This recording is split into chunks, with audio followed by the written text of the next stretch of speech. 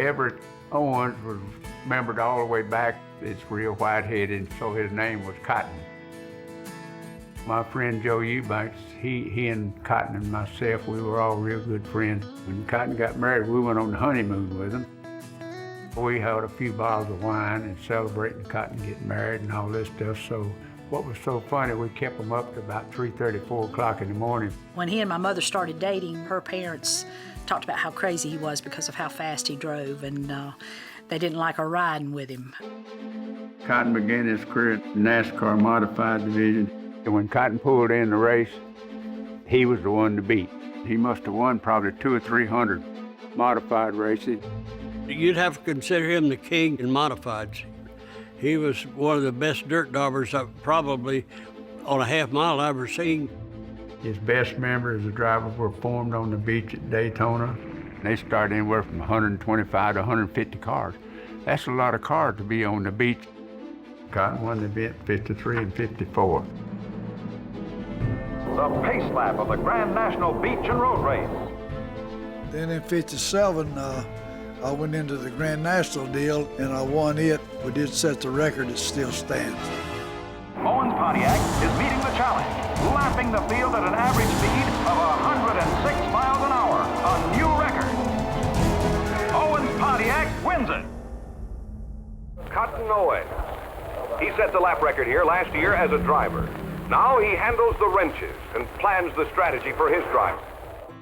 After retiring from driving, Cotton set up to be a car owner. His driver was our hometown close friend, David Pearson. Together they won many races, including the 1966 Premier Series Championship. We had a lot of fun. By him being a car owner, he wanted to be the best car owner. Whatever he done, he always wanted to be the best. We had a real good, close relationship. I met Dave after World War II. I just liked the way he drove a race car because he drove more like I did. My dad really kind of looked at David like another son. He was always impressed with David's talent. Everywhere we always felt like we had a chance of winning. We just made a good team, it really did. Cotton was real good at fixing cars and making a lot of safety features in the cars. He was the first one to put door bars in the side of a door. They started out with 2, then he wanted 3 door bars, and then NASCAR approved that, then he put 4. It wasn't just a win-lose situation. He was also concerned about his drivers as far as their safety. Everyone in racing wanted to drive Cotton's car, including Earnhardt, Andretti Jr., Al Unser, and Allison. But the most meaningful win was 1970's 500 in our home state with Buddy Baker. Cotton says, you know, this is the only big race I ever really wanted to win. The checkered flag is out, and Buddy Baker takes it to win the Southern 500, and you think the Cotton Owens crew isn't happy. He cared about the organization, and he cared about the racing, and he cared about the people. He was thankful to make a life doing something that he loved. Not many people can do that.